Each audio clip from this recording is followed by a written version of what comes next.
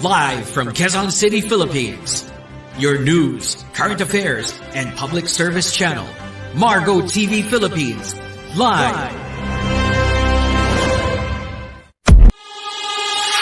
Building a better Philippines through infrastructure and development, tourism industries, health and wellness, education and good governance.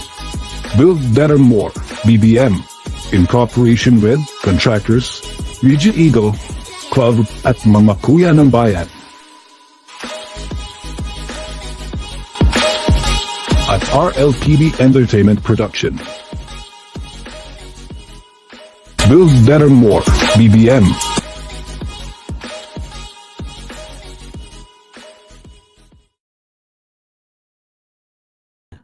Build Better More. Yan. Build Better More na. BBM.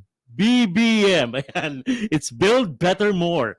Of course, this is your host, Ronald Abad, a member of Philippine Investigative Media Alliance Incorporated or PMI at ang Kapisanan Direktor ng Pelikulang Pilipino, KDPP, and a Licensed Safety and Security Officer of Film Development Council of the Philippines or FDCP.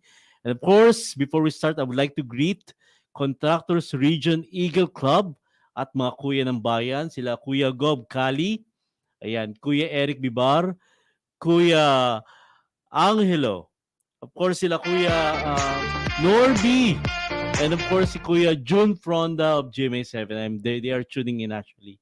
And happy birthday kay Sir Noli Liwanag, secretary siya ng PMI, and of course advance happy birthday to my mother Ronald Abad this September 14, 2023. Happy birthday, Mommy.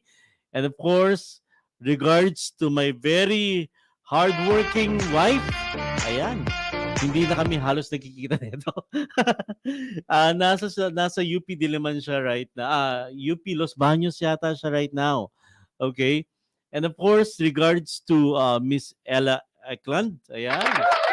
And congratulations to her movie entitled Ang Mga Kwento ni Ella, which is almost 1.5 million views and still soaring high. Of course, a special mention to Ma'am Maya Eklund and Sir Gordon Eklund Jr. Of course, we're very excited. We're really very excited to introduce to you our guest. He's actually the president and CEO of MEFATS, and he has so many accomplishments actually to read with. But of course, hindi na natin patatagalin. Let's all welcome ang aking katukayo, Mr. Ronaldo Manzanilla. Thank you, Ron. Ayan. Yeah. Siyempre, binabati ko na magandang araw ang ating mga listeners. At saka, siyempre, ang buong Pilipinas na rin. Siyempre, you have to be awake and alive every day. Ayun. So, ayan.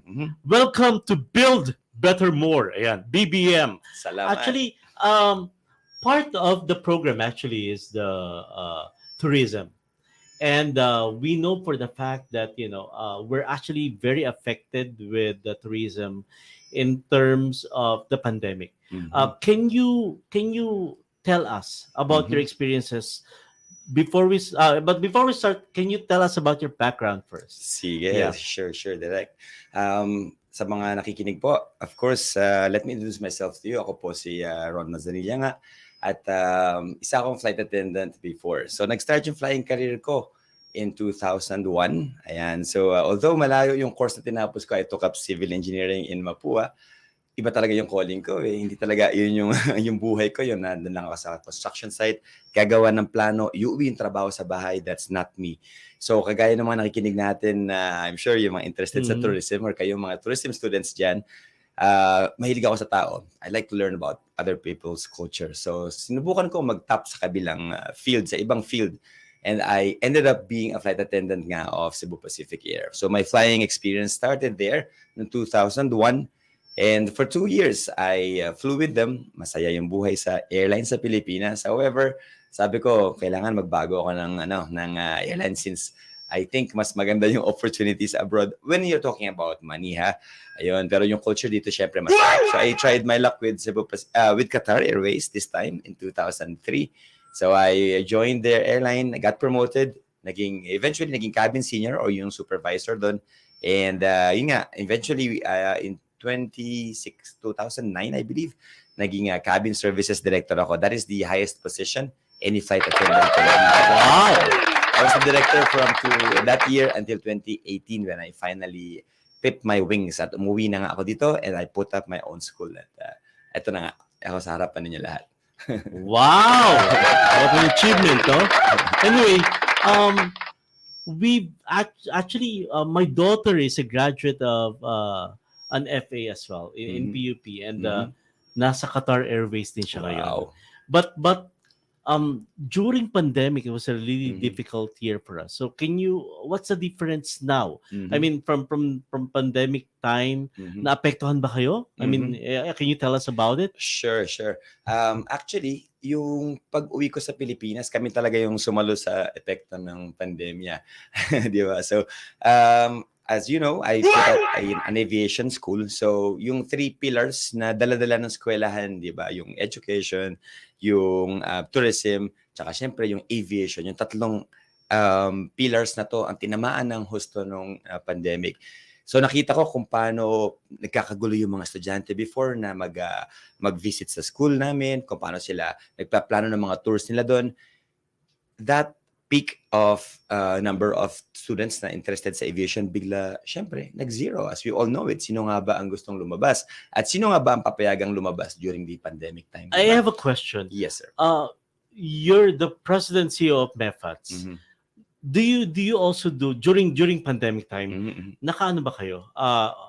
Home study rin ba? Or what do you do? Yes, actually, I was tempted to. Marami nagtatanong kasi dahil ina nga yung new system for learning. Pero unfortunately, MEFATS offers practical-based training. So although, yes, may perang darating, mabubuhay kami sa negosyo, pero I do not believe in that. Ako kasi naniwala talaga ako na kaya ko tinayo tong eskwelahan na to para magturo at matuto yung mga bata. So sabi ko, I'd rather have those few students na willing i-take yung risk since naka-confine naman kami. So para na rin kami naka-quarantine doon sa school namin. Walang makaka-uwi, walang makakalabas. Oh, so you have facility parang facilities na they can stay as well. Yes, parang dormitory. Yes, sir. School type sa of taas learning. lang nung ano. Wow, nice, no? Nice. Siya. Okay. So that's what you did. But now, what do you think is the changes? Okay, so ngayon, sige, bigyan natin ng konting transition period na masyadong magugulat yung mga audience natin. So actually, nangyari nung patay na patay yung aviation. So we were struggling to survive. Nakakulong lang kami dun sa dorm. Nakakulong kami sa building. Konti ng estudyante until eventually nung nag-open up.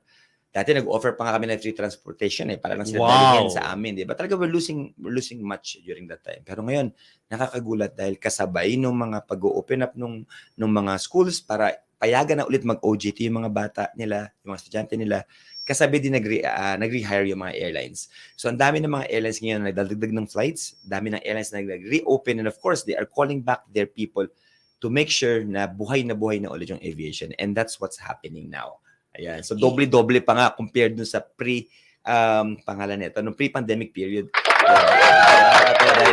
Sabi ko lang silang bumawi. Basically. Nice. I have a question. Yes, po. Why is it that a lot of women and men's now is actually going into FA or flight attendant? Bakit kaya? I think I understand the reason kung bakit ba yung mga Asians, they want to venture into the aviation world. Kasi, number one, alam natin yung mga benefits ng airlines. Diba? Magandang salary. They can travel anywhere. They get paid to travel. Wow. Diba? Yung pamilya nila, libre rin sa tickets. So, alam silang problema financially. Libre sa ticket? Amazing. Oo. Talaga? Malalaman nyo na yan soon, direct. Dahil sa daughter mo. Pag tinago niya sa inyo, di ko alam dahilan. Pero definitely, dapat, sooner or later, mabigyan niya na kayo ng tickets. Okay. So that's one of the benefits. Siyempre, alam natin na, yun nga, yung yung parang prestige of wearing the airline's uniform to walk into the airports, everybody looking at you. So parang we are celebrities in our own rights. Eh, di ba, ang mga Asians, mahilig tayong ma-expose, mahilig tayong magpakita sa tao. So I think that's another reason kung bakit ang Asians mahilig. Ang mga Filipinos mahilig. I would like to ask, kasi, I don't know, correct me if I'm wrong, but this is just a straight questioning. Kasi BBM tayo eh, di ba? Syempre. Build better more. Syempre. Is there a dogma that ang mga FA dapat maganda at gwapo lang? Okay. Okay. It's a sensitive question, but I will not lie with my answers, okay? So we all know na you have to be pleasing to look at pag nasa loob ka ng aeroplano or kahit nasa airport ka. When you wear the airline's uniform, syempre, kailangan you're pleasant to look at. Yes, the airlines are really looking for people who have such pleasing personalities. Kaya lang, may talagang mga you can say hindi masyadong super ganda, hindi masyadong gwapo, pero they have the other qualities of being flight attendants. And I will not lie na nangyayari talaga within the aviation na nagbubulungan talaga yung mga tao pag sinabi, hindi naman siya na maganda, ba't lumusot na? Ganun mga questions. Not really pleasant to hear, but happening in reality. And that's the sad truth. And that's the sad truth. Okay. How competitive is Filipino in terms of discourse as FA or flight attendant? You know what, guys? Nakaka-proud. Alam mo, I'm telling you, I'm coming from an international airline. I flew with Qatar Airways diba, for 15 years. So, one thing I can say, pag Pinoy ka doon, dala-dala mo yung pride ng being Pinoy. We are so hardworking, known for our ability to express ourselves in English. Andun tayo dahil alam nila na yung service natin doesn't have a price kasi nanggagaling sa puso. So, yun yung edge ng Filipinos. Kaya naman, every airline, even the newly open airlines, they hire Filipinos. They look for Filipinos specifically to serve them. So, sabi ko nga, pag nakakasama ng Pinoy ang ibang nationalities when they apply, yes, nandilit yung ibang nationalities. Iba talaga yung tingin nila sa Filipinos. Kaya nakaka-proud na Pinoy tayo. Yeah. So, huwag yung sisirain yung trend. Kailangan na consistent. Alam mo, I worked in Qatar. But of course, it's a construction company, but I was actually working in the office. Sa office namin, there's a lot of nationality. Mga Indiano, Greco, Greek, British. My boss is British. Yeah. Pero iba ang Pinoy, no? Tayo talaga masipag ang madiskarte compared to other nationalities. Tumatawa pa tayo minsan sa mga mahihina. Yeah. Or pick up, di ba? Anyway, pero, but the issues for the aviation is different. Yes. Because first of all, the risk of it. What was the fringe benefit and what was the risk naman of doing this job? Okay. So, sige, you heard some of the benefits. Diba? Marami pa. The list goes on and on. But like anything else in life, kailangan meron tayong mga hindi masyadong okay things about flying. Yeah. So what's the risk? All right. So number one, you don't get to have regular sleeping patterns. So may mga time na natutulog ka ng hating gabi, gigising ka na 4 ng madaling araw, gigising ka ng tanghali, tulog, alam mo yun, irregular yung pagtulog mo. So you don't sleep during the flight? No, you cannot sleep if the flight is less than 10 hours. At least for my airline, 10 hours yung threshold. But some airlines offer, we call that rest on board. They offer crew rest on board sa mga flights na say 9 hours and above. Ang ibang airlines naman talagang lagari ka, kailangan 11 hours yung flying mo. Pero with Qatar, that was 10 hours straight flight off. Doon ka pala magkakaroon ng rest. So, after 10 hours. So you're not allowed to have a rest. No, I mean, during the pag flight. 10 hours yung flight and above, then they provide the rest within the flight. Okay. Otherwise, dire-diretso lang talaga. How many hours is the allowable? Flight? The allowable rest. Okay, so depending on the flight again, kasi sinusubtract lang yan. Kung 10 hours. Kung 10 hours, for example, siguro nasa 3 hours, 2.5 to 3 hours rest. Okay. Each group. Kasi we are divided into 2 groups. Okay. So with that, nakakapahinga na kami. And malaking tulong yung nap na yun. Yeah, quick nap. Power nap. Mararamdaman mo na ulit yung paa mo. Correct. Diba? Mabubuhay ka na ulit pagkatapos mong mamatay sa service. Joke lang. Pero yes, it can be challenging naman talaga.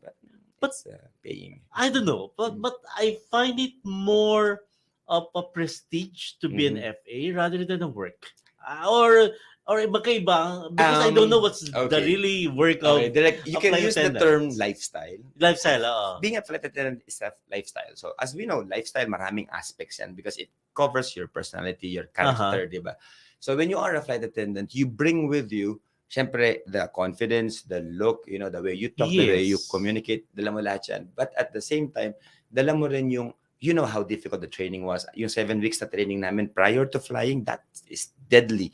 Pamatay talaga yon. So, pag natapos mo yun, and tao ka pa rin pala at buhay ka pa, then of course, when you go anywhere, kahit saan ka na magpunta, dala mo na yung pride mo na, yung yabang mo na, nalagpasan ko yung training na yan. Diba? So, I think that's one of the things reasons kung bakit pag lumakad yung mga FAs, taas noo sila. Kasi alam nila na, yes, marami nangangarap marating yon pero hindi siya madaling marating. Yeah. I remember, I remember my daughter. I mean, I was actually shocked when she told me that I'm going to fly. Yeah, I was hard immediately. Sabi ko, but I thought you're going to graduate as magna cum laude in UP. Pero sabi niya, I can't kasi they you know, I need to undergo 2 months training yata in Qatar Airways. Yes. So sabi ko, paano yun? I mean, nagpaalo naman daw siya, pinayagan siya and everything, but it's an opportunity. I think the school understand that. Yun nga. Kaso nga lang kasi, during her training, it was really difficult daw. It is difficult. Tapos, pag it doesn't mean that you're hard to train, you passed already. Oh yes. Oh yes. I have a story on that. Direk, sorry to cut you. Pero alam nyo ba, sa Cebu Pacific before, when they hired us in 2001, that was the first year that we started the regional operations. We started flying to Hong Kong, Singapore, and Korea that year. So, nangyari noon, nag-hire sila ng sobrang daming Pinoy for the first time. We were 35 in the batch. Okay. So, tapos, during the training, syempre maraming mga phases yung training. Meron dyan safety, meron dyan service, meron dyan first aid, meron dyan like drills, ganyan. Naubos kami, siguro mga 25, 22 na lang natira sa amin. So, 8 out of 35, 28 out of 35 yung natira sa amin. Talaga? Masakit sa loob, you have to say goodbye to your classmates, but you know, this is the survival of the fittest. So if you are not fit to stay, then you are free to go. Kaysa naman, iwan ng airline sa kamay mo yung buhay ng ibang tao, knowing na you cannot even save yourself. So I think that's fair. It's fair. Wow. Anyway, things are really getting exciting. I mean, I have a lot of questions later when we go back. We will just pause for a few break, but later, let's talk about, you know, I watched some videos talking about yung nababastos yung FA or they're very demanding clients, lalo na sa business class. We will be talking about that, but we will pause for a few breaks. So, babalik po ang Build Better More. We'll be right back. Hello everyone, I'm Ella Eklund. I just wanted to say thank you all for watching my movie, following me on Facebook and Instagram, and subscribing on YouTube. I also wanted to come here and say that my Facebook used to be Ella Eklund, but Mita demanded that my mom change it to her name for legal purposes. Thank you, see you in the continuation of Mga Kwento ni Ella, and take care, God bless. This year, be part of the most awaited award-giving body as we fiercely fly and unfold the first ever Phoenix Excellence Award, where we honor and give recognition to the different sectors and celebrate the champions and excellence in these categories. Phoenix Excellence Award in Business and Advocacy. Phoenix Excellence Award in Government and Charities. Phoenix Excellence Award in Entertainment. Hello everyone, I want to greet everybody that makes up the Phoenix Excellence Awards for making me your most outstanding male singer for the Phoenix Excellence Award Entertainment. Maraming salamat po sa support ang binigay nyo, sa tiwalang binigay nyo, halos po sa 10 taon na rin po. So much to Phoenix Excellence Awards for recognizing me as one of the most outstanding female singer of the year. Lubos po ako nagpapasalamat sa karangalang ito. Maraming salamat po. Maraming salamat po mula sa aking puso. Maraming salamat po Phoenix Excellence Award para sa parangal na ito. Maraming salamat po talaga. Phoenix Excellence Awards. Hi, Nakakatuwa po, talaga po. Maraming salamat po sa paniniwala nyo sa kakayahan ko bilang artista. Maraming salamat po talaga. Go beyond change. Rise above trials. Innovations and adversity. As we soar high and recognize those who stand against the test of time and be awarded in the first ever Phoenix Excellence Award.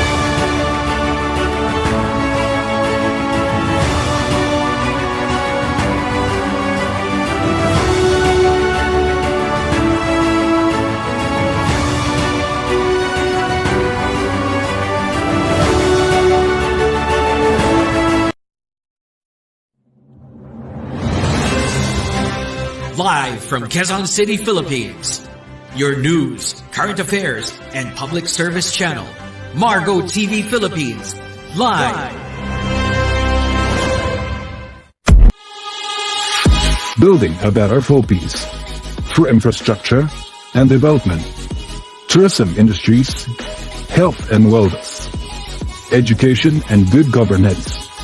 Build better more, BBM, in cooperation with contractors, Region Eagle, Club at mga kuya ng bayan. At RLTV Entertainment Production. Build better more, BBM.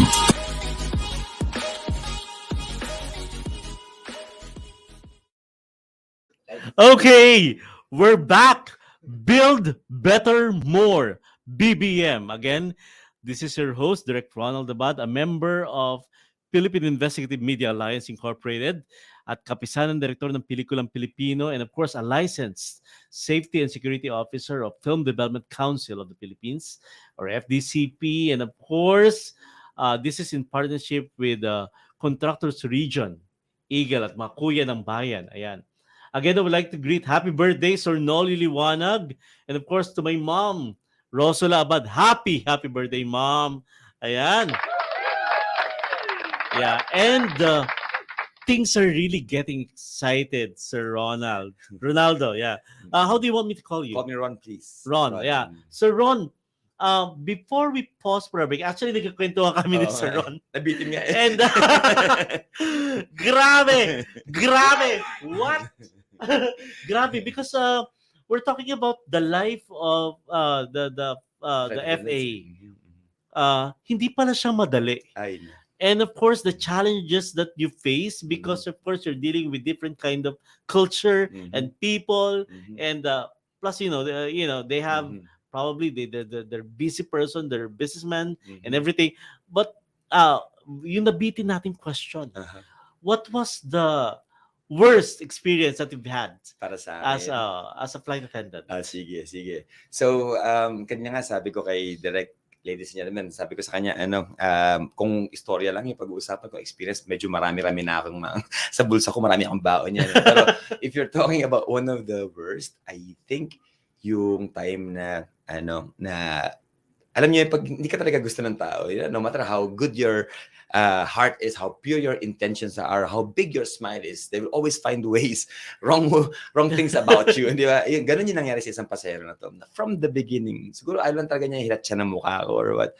Pero, that flight became hell because of what she did. Babae ito eh. Filipina pa nga. Talaga? Filipina pa nga. So, ayun. So, marami siyang ginawang mga scenarios, mga eksena dun sa aeroplano na at the end of it, pag tinignan mo talaga, sino ba yung napasama? Siya. Kasi siya yung nag-create ng mga scenes. I feel bad because she's also Filipina and you're a Filipino. Yes. That made things worse talaga. Kasi nga, we're same nationalities, di ba? Exactly. Pero syempre, as a service provider, as a professional, I actually turned situation around. Everything that happened, I turned it around para, syempre, hindi ako maging masama para sa kanya, di ba? Hindi para sa ibang tao, hindi ako maging masama para sa kanya because siya yung customer ko, hindi naman yung nakakita sa amin or yung mga crew ko, kasama kong crew, pero yung customer na to, na hindi ako magiging masaya kung aalis siya sa aeroplano na hindi masaya. So, after the hellish flight, after everything that happened there, I wanted to make sure na aalis siya ng aeroplano na hindi siya galit sa akin. And I did that. So, Nice. Anyway, I have a question. There are two cabin. I don't know if you call it cabins, but there are Cabins. business class. Yes. And cabins. there's a regular flight. Economy. Yeah, siguro. Yes, economy correct. flight. Can you differentiate? Okay. So, let's say, actually, tatlong classes pa Tatlong nga yan klase. eh. Pagka Okay. medyo may kaya yung airline, they have the first class, business, and then economy. Now, as we all know, pag kaya mo naman i-afford bumili ng first class ticket, syempre, maganda yung mga amenities dyan. Yung mga bags pa lang na binibigay dyan, yung mga pouches, amenity kits as we call it, branded na yan. So, for example, they will be giving you a Prada bag today. Sa Prada? Or Prada. Minsan, Gucci. Depende sa not sponsored pero chosen brand, signature brand. Laman nun, meron lotion, meron silang pabango doon na Prada, meron silang suklay, lahat. Everything is what the brand is. So, ganun. Yun, gamit pa lang yun. Then, of course, pagkain, you talk about parang gourmet dishes na sinaserve sa inyo. You have 7 courses of meal. You go out with the trolley. Champagne, Dom Perignon usually sinaserve sa first class. And pag mga wines, syempre, it has to be well-chosen wine. Alam nyo ba, Direk, nag-aaral pa kami nung na-promote ako sa first and business class. Nag-train pa kami ng one week and 2 days. 1 week sa Europe just to know the wines, to know where it's paired. Ano nga bang tamang Correct. keso para sa Pinot Noir, for example, o sa Cabernet Sauvignon, o sa Shiraz. Depending on the wine, may ka-partner pa yan na keso. Ganun ka-intricate ang service sa first and business class. Sa economy naman, syempre, we have wines there as well. Pero red or white lang, pipili ka lang. Di ba? So ganun siya. Yes, we try to provide everything for all our customers. Kaya lang, syempre, we have to distinguish yung difference ng quality ng food, number of choices ng meals, halimbawa, at saka syempre doon sa luwag ng space. Diba sa business kasi humihiga pa dyan yung mga kama. Sa first class, talagang may suite ka na, nakakulong ka na sa parang maliit na hotel room na meron kang sarili mong mga wines, sarili mong gamit, everything that you need nandoon na. Yeah, let's talk about MEFATS naman. I mean, Yes, thank you for sharing your experience. But let's talk about MEFATS. How did you come up with this aviation school? What motivates you to come up with this aviation school? All right. So, after ko ma-experience yung benefits ng mga ng flying or being a flight attendant, sabi ko sa sarili ko, people should experience this. Hindi lang ako. Kasi I was born not a selfish person. I'm not lifting myself direct, pero talagang naman ako sa kanila na nabibigay. And as a person, I have always been a giver. So sabi ko, bakit hindi ma-experience ng ibang tao yung sarap ng buhay ko? So sabi ko, and before opening this school up, may mga occasions na nakakapagturo ako sa mga kapitbahay, sa mga kinakapatid ko, and napapalipad ko sila. So sabi ko, meron akong method. May method ako ng teaching. So why don't I open a school, make everything that I'm doing professional and, make business as well. So, ayun. So, eventually, nag-open ako nung school. Pinapasa ko na ngayon sa kanila yung years na na-experience ko. Kasama na ng mga instructors na na-build ko para sa next generation of flight attendants. Ayun. Wow. Okay. So, how many branches do you have right now? Okay. Right now, meron tayong around 10, 11 branches. 10, 11 branches. Kasama yung main natin. Pero, syempre, sa main campus, nandun yung core group of instructors. We have around 25 instructors now. Pero yung core instructors, nandun kami sa main. But of course, we try to cater to all those branches and also to keep and make the service consistent. Main branch is located where? In Kalumpit, Bulacan. Nice.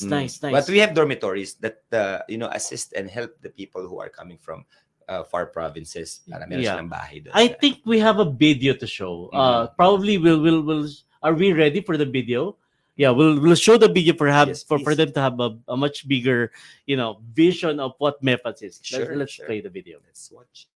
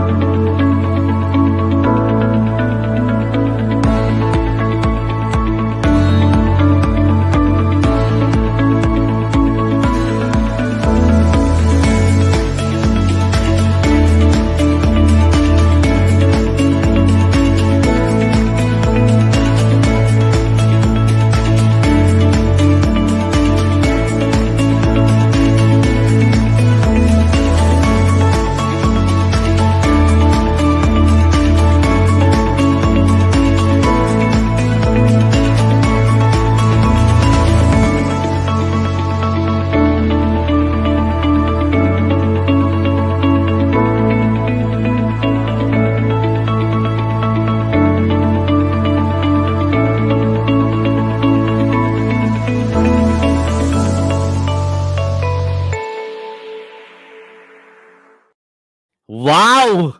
That's MEFATS Aviation Academy. Amazing video.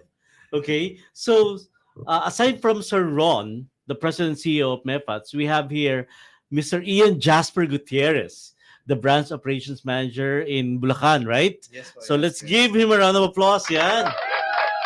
Yan.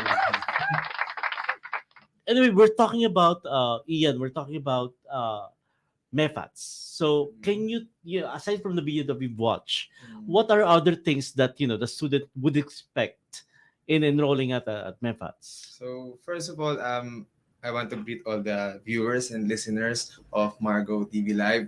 At yun, syempre, expect nyo dito yung band ng mga iba't ibang mga bata. Syempre, from Luzon, Visayas, Mindanao.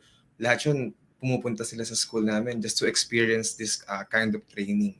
So, hindi lang basta ma-develop yung mga skills nila sa pakikisama, sa pakikisalamuha, sa lahat ng iba't ibang tao, and even yung mga skills nila, ma-develop yun yung time management, urgency, so lahat, grooming, and yun yung mga iba't ibang may experience nila dito sa school, and many more. So, syempre, kailangan nila muna magpunta na rin sa school namin, mag-visit kayo para mas malaman niyo pa kung ano yung mga dapat yung malaman. We're talking about what age to what age pwede mag-enroll? So, actually from age 16. 16? Pwede na. Talaga? Kasi may mga graduate lang ng around senior high school. Senior high school. Pero parang ini-incline na nila-line up na namin sila into this industry. So, tinetrain na namin sila, and then once na mag-18 years old na sila, meron pa silang 2 taon para mas i-develop yung mga napag-aralan nila dito sa amin.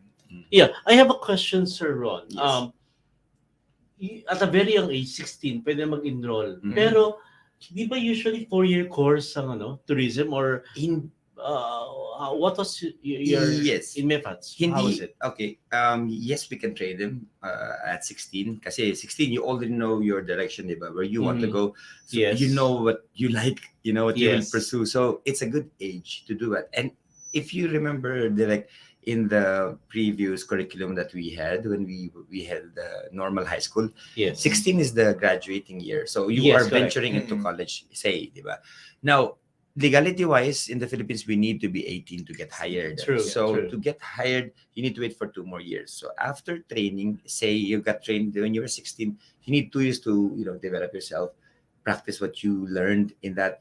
And in MEFATS, this is the good news for you guys. If you wanted to start early, get trained at 16, finish your training then, and then we will give you a free refresher course before venturing into the real airline. So pag we give you free training.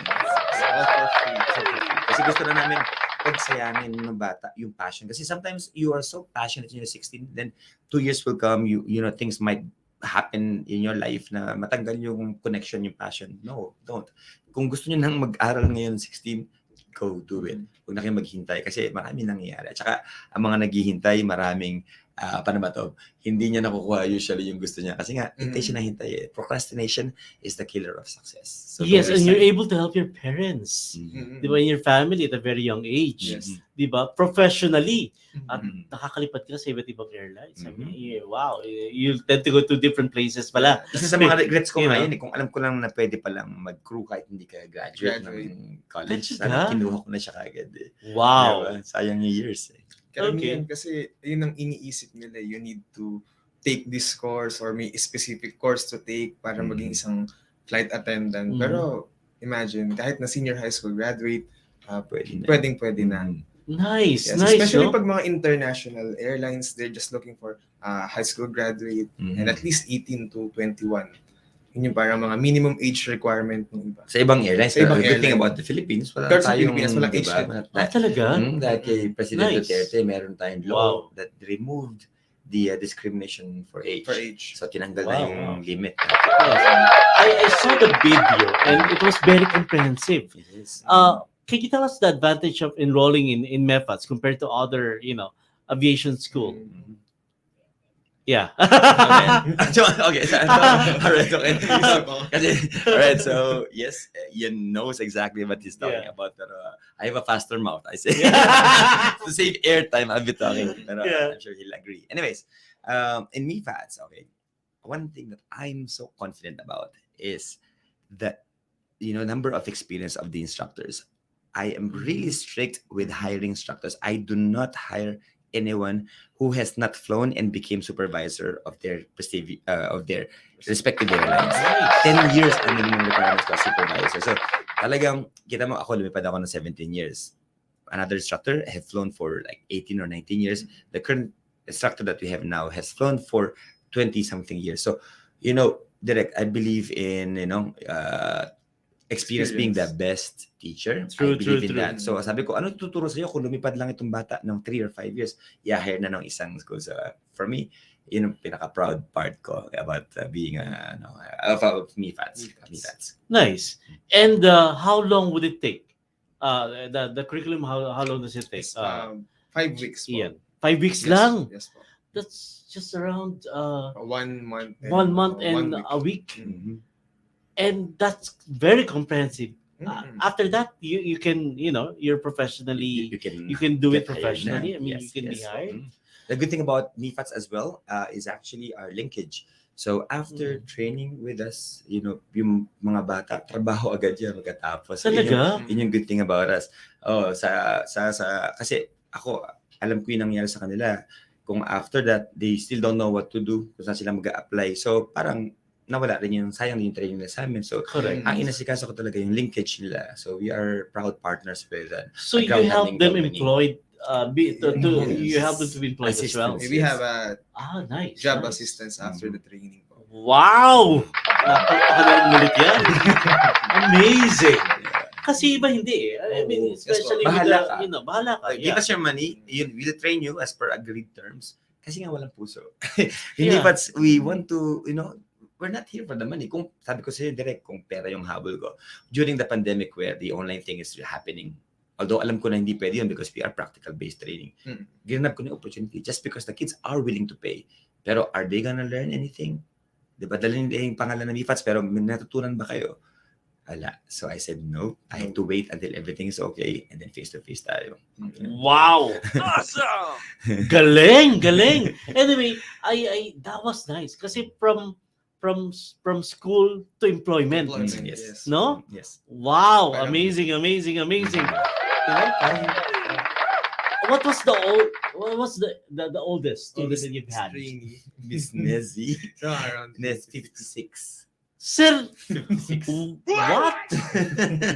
56 years old? We had 16 and 56 is the eldest. How come? I mean, paano yan? I mean, okay, sa ganito lang. Actually, yung time na yun, si Ian wala siya nasa ibang, sa ibang field siya. Okay, so, noong time na yun, nakakilala mo si Miss Nessie, Miss Nessie is my yoga mate sa gym. Well, siya nag-yoga, ako nagbubuhat. Anyways, we met in a gym dito sa Pilipinas. And Miss Nessie had her businesses. Ang ganda katawan kasi maintained ng yoga, di ba? You will never think na this lady right here in front of me is 56 years old. Di ba? Wow. Ang ganda. So, ang ganda talaga. Ang tangkad niya, well established. Meron na siyang negosyo and all, pero may frustration sa buhay niya. Nung bata siya, gusto niyang maging flight attendant. Wow. Although, at that time, kailangan college diploma yung hawak mo.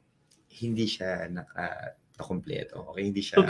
Hindi siya nagka-diploma. So, hindi siya naging flight attendant. Although, beautiful, yes. Matangkad, yes. Pero walang diploma.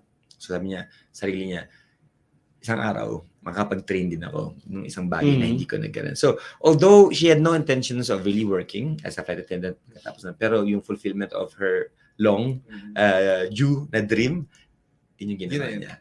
Nice. Just to get trained with us. Yeah. So, yeah. Nice. And of course, to be able to somehow experience, how is it to be a flight attendant. And that's the closest she could get. Exactly. She could and that's a fulfillment already, di ba? I mean, I wanted to be a lawyer, pero at my age, 50, parang I don't know, I would still be, but I can actually. Pero, it's not too late, actually. Never too late. It's never too late. It's never too late for anyone to achieve their dreams, di ba?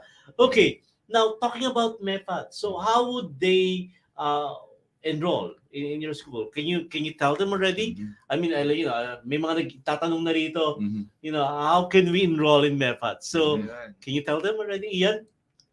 So, pwede po kayo mag-message. You can message us on Facebook at MEFATS Aviation Academy. So, message lang kayo doon, inquire lang kayo kung lahat naman sasagutin natin doon yung mga questions nila all about the school, what are the modules na pasok doon sa ating package na binibigay for students. Nice. Actually, I have a flyers here. Okay. Yeah. yes. Yeah. Oh. Sige. Anyway, yeah, we can show it to them. You can also find us our website, mefats.com, www.mefats.com. We also have our account in TikTok. Just type MEFATS, guys, and you will find your way. Even sa Google Maps. MEFATS. So that's MEFATS. Okay. Yeah. Yes, you can show. Yeah, you can show it. For those who are actually interested, probably we'll leave some flyers or brochures here in Margo TV. Yeah. So para at least for those who wanted to enroll, they can do so. They can even contact you direct. To us. That's I think the best way. Correct. Ayan. Anyway, we will be talking later about the experiences of your students as well as your experiences to them in training them. So we'll just pause for a few breaks and we'll be right back. Sure. Yeah. Hello everyone, I'm Ella Eklund. I just wanted to say thank you all for watching my movie, following me on Facebook and Instagram, and subscribing on YouTube. I also wanted to come here and say that my Facebook used to be Ella Eklund, but Mita demanded that my mom change it to her name for legal purposes. Thank you, see you in the continuation of Mga Kwento ni Ella, and take care, God bless. This year, be part of the most awaited award-giving body as we fiercely fly and unfold the first ever Phoenix Excellence Award, where we honor and give recognition to the different sectors and celebrate the champions and excellence in these categories. Phoenix Excellence Award in Business and Advocacy, Phoenix Excellence Award in Government and Charities, Phoenix Excellence Award in Entertainment.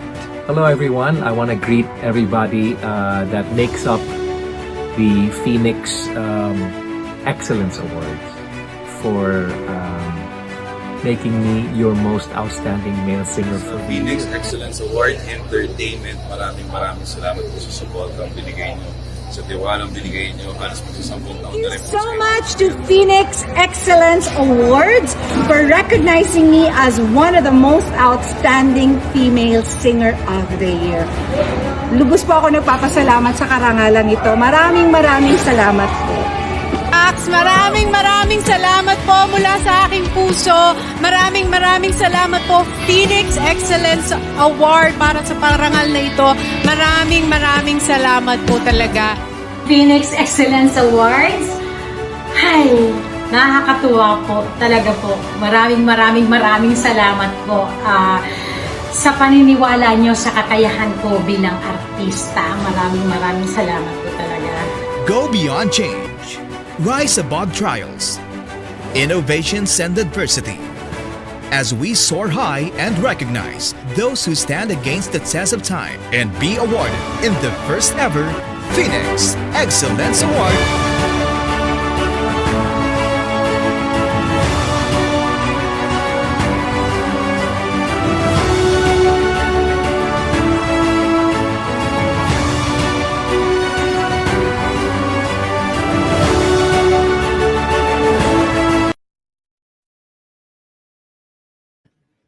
And we're back. So it's build better more. Kanina kasi nag-usap-usap tayo about the scholarship. Kasi there are some students who might be interested who cannot afford the tuition fee. So would you wanna talk about it? Okay. So normally we have before the pandemic especially, we have an annual parang advocacy to help the needy. So what we do is every anniversary month of MEFATS, which is October. Next month. Which is October. We normally, we have contests where the price is like say 50% scholarship or sometimes full scholarship. That's a lot. Already. We have competitions na we provide to them. Tapos kung sino yung manalo, kung sino yung mga winners, then they will be given the scholarship. Awarded the scholarship. Yeah. Okay. So anything else that you wanted to say to those people who wanted to enroll in MEFATS? Ian. So, ayun nga po. Same thing ng sinabi lang din natin kanina with Sir Ron. So, sa mga gustong mag-enroll sa school, you can also email us na sa MEFATS. You can give your email address and yeah, contact details. So, even my personal na email address, so it's ianguts@gmail.com and my contact number is 0966-709-3056. So don't hesitate to call or to message me and message us for inquiries, and I can answer it anytime. And MEFATS is located where? We are located at San Marcos, Kalumpit, Bulacan. So it Exponent Building, second floor, San Marcos, Kalumpit, Bulacan. Okay, nice. To those who wanted to really venture into as a flight attendant, what are your advice to them, Ron? Okay, so for me, I think the biggest advice I could give you guys is, the flight attendants are so nice to look at. Maybe you might think of us as the cleanest, the most graceful people that you can ever see. But our job is really to be the authority on board and to save lives.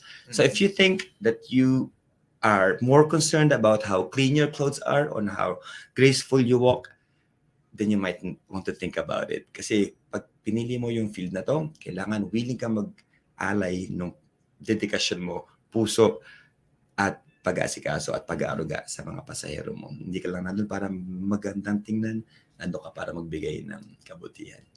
I mean, talking about risk and safety. Ang FA ba, and together with the pilot, ang huling lumalabas once there are emergency cases? The captain is supposed to be the last. The first officer should be the first, running around the aircraft, making sure everything is okay. Then the customers will evacuate the passengers, followed by the crew. But the last crew who lives is the purser or the supervisor. And then the captain goes last. Siyempre, we want to make sure na lahat nakababa na bago kami bumaba. Oh. But were there incidents, Ron, since you've had so many experience, as a flight attendant, di ba sa airplane, minsan shaky siya, or turbulence siya, and everything. What was the worst flight in terms of security you've had? Okay, so turbulence is not the worst. I think the worst was when I was with ayoko sabihin. That was okay. I was ayoko na. Sige, bahala kayo ha. Basta may sige na nga. Ito kwento ng kaibigan. It happened to me. So one of the landing gears, this was before landing, so we were supposed to have the landing gears down bago mag-land. And unfortunately that day, the nose gear or the wheel of the aircraft in front couldn't come down. So na-stuck siya dun sa loob.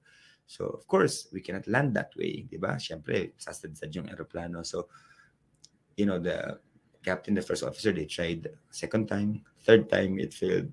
So we had decided that, we have to prepare the aircraft for an emergency landing. So we prepared everything, briefed everything, the passengers, nagbawas na ng, ng weight through the fuel, parang nag-jettison na sila ng fuel, nagbawas na sila fuel kasi kailangan magaan yung aeroplano. Pero ayun, after preparing everything, last minute, thank God, the gear came down. So hindi natuloy yung mga pinaghandaan namin, but that was the worst experience, I'd say, emergency-wise, para sa akin.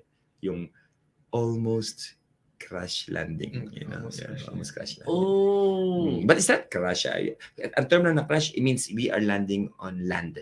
Kasi pag tubig, that's a water landing or that's a beaching situation. Pero pag sa lupa ka, it's called a crash landing. So bababa lang naman siya sa lupa. Yun nga lang, wala kaming gulong sa harapan. So it will be an abrupt landing. Maramdaman namin syempre yung kaldag nun.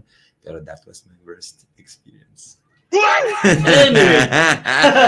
Anyway, at least it doesn't happen. Ako, I was able to ride so many airplanes already. You know what? Ang pinaka nakakatakot yung pataas saka yung pababa, no? I breathe a lot, Pero nakakatakot din yung pababa, no? May mga local airlines tayo talagang, yung maramdam mo talaga, may bounce. Pero iba talagang malalaki na airplanes. Yung smooth lang talaga, no? Sometimes you usually take the the captain, yung talagang pilot, kasi talagang magaling, no? Talagang nice. Actually, let me share something with you. Yes, the takeoff and landing are the two most crucial phases of the flight. Yes. Pinakadelikado talaga yan. However, landings or the smoothness of landing, the captain has little thing to do about it. Yes, his skills are immeasurable. Like, hindi mo talaga matatawaran yan eh. Pero, it's also dependent on the weather, say. Ang laki ng epekto ng hangin sa landing. Kaya nga sabi nila, there's no perfect landing. Wala talagang perfect landing. Kung nag-land ka, you know what a perfect landing is? You landed alive. That's a perfect landing. Yeah, it's perfect already. Okay, so mahirap talagang hanapin yung perfect landing. Wala talagang correct. What was your advice? Kasi ako, whenever I fly, lagi sumasakit ang eardrums ko, yung tenga ko. What do we have to do? Do we need to chew gums daw? Okay. Or what do we have to do? Sige. Before kasi, pag extreme na yung case mo ng ear blockage because of the pressure, we do the Valsalva maneuver, as we call it, where you close your nose, you pinch your nose, you close your mouth, and then you blow out. So puputok na lang yung tenga mo, didinig mo siya magpa-pop out. It means nag-regulate na yung pressure. Okay. But the Valsalva maneuver is being discouraged to be used nowadays kasi anong nangyayari doon, sumusobra yung paghihintay mo para masakit na masakit tsaka mo siya release. Alam mo, parang puputok na tsaka mo siya. Yes, correct. So may tendency na matamaan yung eardrums mo. So what I usually advise the people who are, sick, first of all, sick. Kasi minsan, pagka may sipon ka, mas lalong masama. Yes, correct. Huwag mo nang lumipad, ipagpaliban mo muna yung flight mo. But however, if they cannot because of, important meeting, kailangan na lang nila mag-yawn or open their mouth as it ascends. Bago siya umakyat ng todo-todo, mag-release ka na, unahan mo na yung tinig. Yawn, open your mouth, tapos pwede ka na mag-conduct ng konting Valsalva as you go out. Pero huwag mo na hintayin na mabuo talaga kasi yun yung delikado. Correct. Kasi I had experiences na, pagbaba ko, parang bingi pa rin ako. Minsan days. Talaga? Siya pumutok. Pag lagi mo siyang ginagawa, kagaya namin. Minsan pag uwi ko, ay, okay, ganito pala ka nalakas. Di ba? Anyway, thank you so much, Sir Ron, the President and CEO of MEFATS. Of course, together with Ian Jasper Gutierrez, the Branch Operations Manager of Bulacan, of course, with MEFATS. Can you invite them once again to enroll and to visit MEFATS Aviation Academy? Yes, Ian. Yeah, so again, we are inviting all of you guys to enroll in MEFATS Aviation Academy. You can visit us on Facebook at MEFATS Aviation Academy, and you can also visit our office. We are open every day, almost every day, from Monday to Sunday. Just call us on. So our contact number is 0929-494-5859. And you can also visit our office at 2nd floor Exponent Commercial Building, MacArthur Highway, San Marcos, Kalumpit, Bulacan. Yes, Sir Ron. Okay, so through those information, you can reach us. But one thing I will tell you all is, of course, follow your passion. Look up into the sky and follow your dreams. As simple as that, okay? In MEFATS, we will train you to be like us. Wow. Anyway, thank you so much once again. You know what? Thank you for guesting in Build Better More. Thank you for enlightening us that, it's never too late to achieve your dreams. Oh, yes. And as young as 16, you can already achieve your dreams and be professional as well. Yes. To be able to help your parents and your family as well. And hindi lang sa magaganat gwapo pala talaga ang maging FA. And thank you for saying that because, a lot of people has, this kind of thinking na ang magaganat gwapo lang pwedeng maging FA. Anyway, thank you so much. So this is your host, Direk Ronald Abad, and saying thank you so much. Let's build better more. BBM.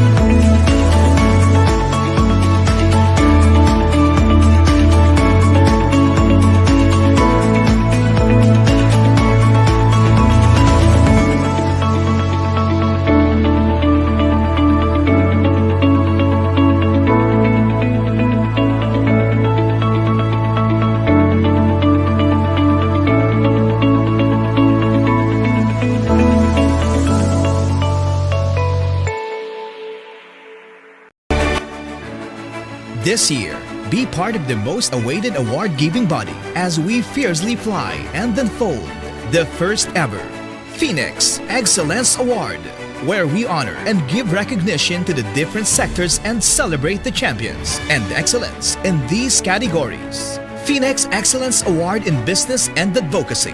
Phoenix Excellence Award in Government and Charities. Phoenix Excellence Award in Entertainment. Hello everyone, I want to greet everybody that makes up the Phoenix Excellence Awards for making me your most outstanding male singer for the Phoenix year. Excellence Award Entertainment. Maraming salamat po sa support ang binigay nyo, sa tiwalang binigay nyo, halos po sa 10 taon na rin po. So much to Phoenix Excellence Awards for recognizing me as one of the most outstanding female singer of the year. Lubos po ako nagpapasalamat sa karangalang ito. Maraming salamat po. Maraming salamat po mula sa aking puso. Maraming salamat po Phoenix Excellence Award para sa parangal na ito. Maraming salamat po talaga. Phoenix Excellence Awards. Ay, nakakatuwa po. Talaga po. Maraming salamat po sa paniniwala nyo sa kakayahan ko bilang artista. Maraming salamat po talaga. Go beyond change. Rise above trials, innovations and adversity. As we soar high and recognize those who stand against the test of time and be awarded in the first ever Phoenix Excellence Award